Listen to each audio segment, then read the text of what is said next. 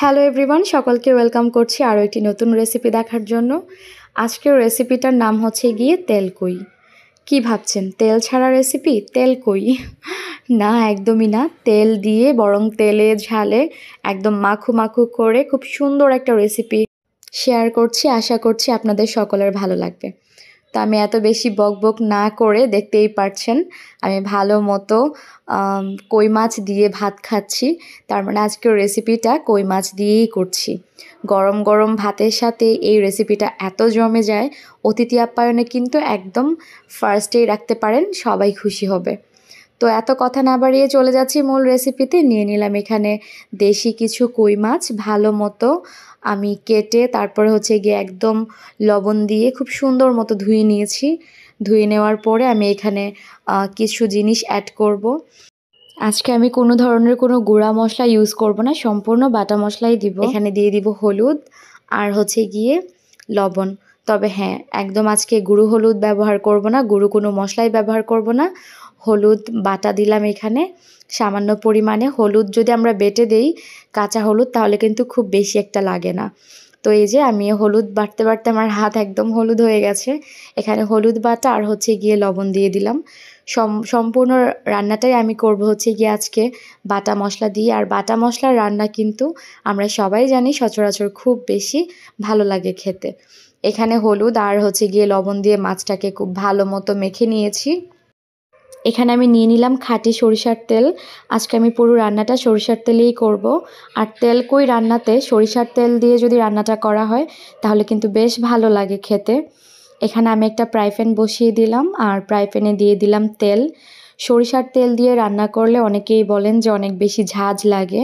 যদি খাঁটি সরিষার তেল হয় তাহলে তো কোনো কথাই নাই।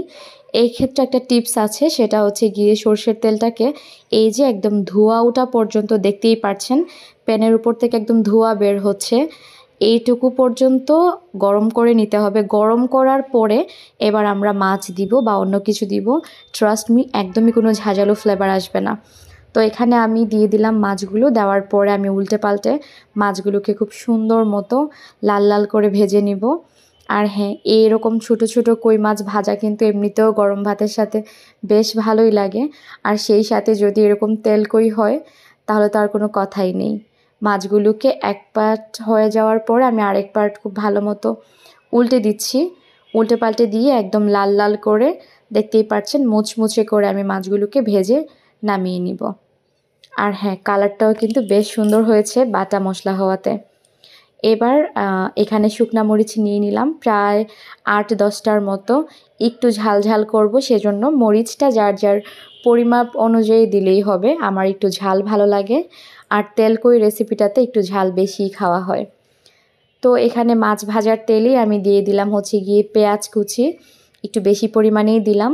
সেই সাথে দিয়ে দিলাম লবণটা। লবণটা দিয়ে দিলে হয় কি যে পেঁয়াজটা খুব সুন্দর মতো মজে যায়, নতুবা অনেকটা টাইম লাগে।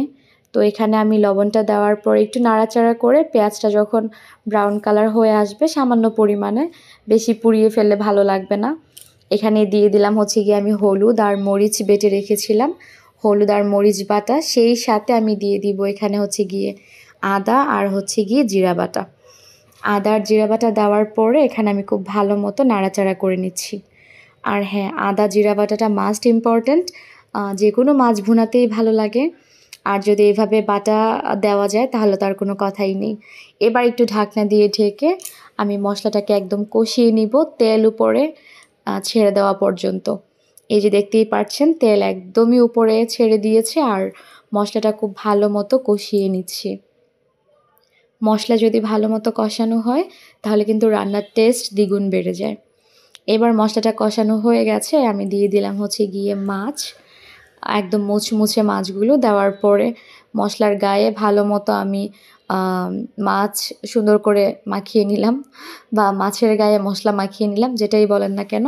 এবার আমি পরিমাণ মতো পানি দিয়ে দিলাম। পানিটা দেওয়ার পরে ঢেকে দিব। ঢেকে দেওয়ার পরে মিনিট 5-এর মতো ফুটিয়ে নিলেই রেডি হয়ে যাবে। আর হ্যাঁ, এটাতে চাইলে ধনিয়া পাতা দেওয়াও যায়, নাও দেওয়া যায়। তবে ধনিয়া পাতা না দিলেই ভালো হয়। কারণ ধনিয়া পাতাটা দিলে অন্যরকম একটা টেস্ট চলে আসে, ফ্লেভার চলে আসে। ধনিয়া পাতা ছাড়া যদি রান্না করা যায়, বিশেষ করে যেহেতু সর্ষের তেল আছে, খেতে কিন্তু দারুণ লাগে।